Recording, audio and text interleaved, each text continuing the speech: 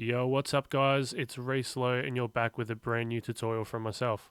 And this time we're going to run through how I made the bass line out of my latest bootleg, I should say, with Nathan Thompson called Fake ID.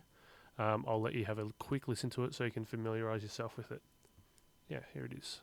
1, 2, 3, check a fake ID. Cheat, you can't even drink with me. You can't hang, you got no plans, so you gotta make room now for the next man.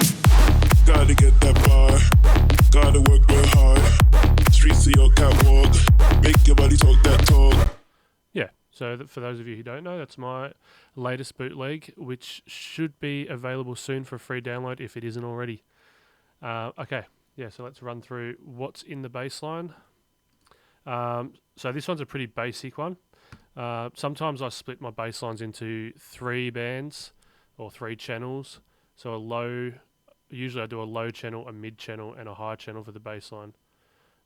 In this case, I've just done a low mid channel and a mid high channel. It's all I really needed for this one, and it came out good.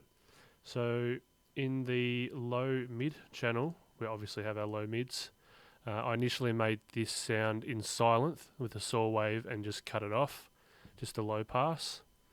And this is what it's. I'll turn these ones off down here so you can see what it sounded like before.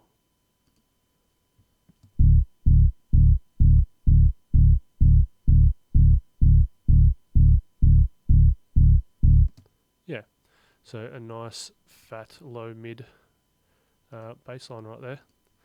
And now I'll run through. You might be thinking, why is there 2 EQs that look nearly identical to each other? So I do this quite frequently, actually. Sometimes it changes the sound just that little touch that I need. So if you listen to it without this one on, I'll play it like this. And then I'll turn this one on.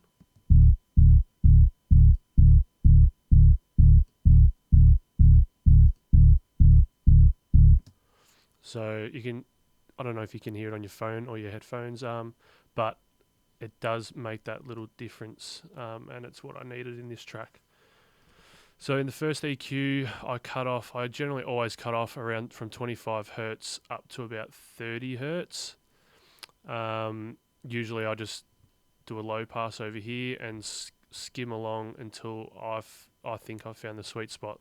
In this case, it was 25 hertz. And because I wanted this layer to be a low mid layer, I instantly cut out the highs and mids, not quite all the mids, but most of the highs out of this channel. And then I added the second EQ and done the same thing, which gave me that final result I was looking for. So that's all I did for that layer. In the second layer, the mid-high layer, this sample was originally out of a sample pack. I couldn't tell you which sample pack I found it out of. I don't know. You might recognize it. You might not. But I'll play it without any of my processing anyway. Turn all this off. This is what this layer sounded like with no processing on it at all.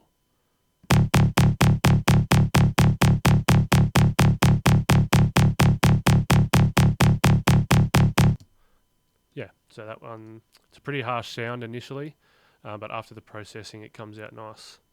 So the first thing I did to this one, so I'll turn all these off here. Alright, so the first thing I wanted to do, because it's such a harsh sound, I wanted to slice off some of the highs, which is what I've done in this first EQ here. So this is the before, and this is the after. So not as harsh on your ears, which is what I wanted. And because this is my mid-high layer, I wanted to cut out most of the lows heading up to the mids around here. So I think I've cut this off to somewhere around the 110 hertz there. And again, the same thing as what I did in the low mid layer. I done the low pass filter and skim along until I find that sweet spot. Sometimes I find it helpful if you play them at the same time. So if I solo this one and solo this one, and then go in here and play them together and then skim through until you think it sounds really nice.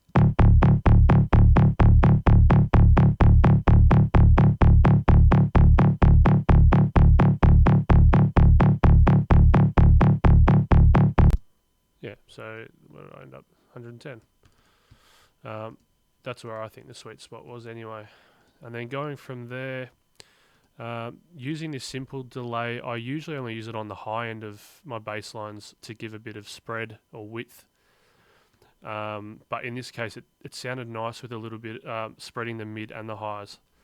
So all I do for that is drop a simple delay on either the high channel or the mid-high channel, which is this one here. Turn it on. I turn dry wet all the way up. Switch these to time. Drop either the left or the right. Doesn't matter which order you do it in.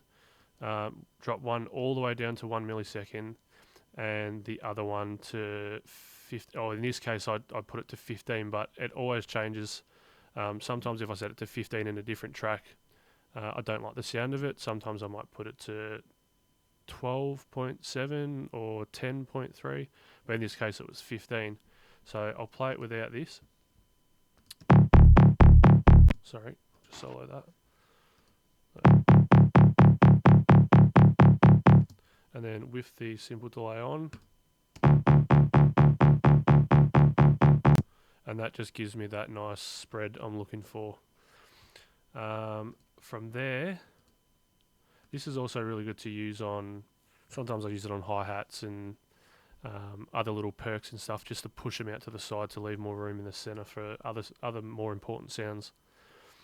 But anyway, moving on from there, something else I've got on the mid-high layer is a redux, which gives it that crunch and brings in a little bit more of the highs that I cut out initially at the start. And I've only got that set to 3, so I got it on hard and set to 3.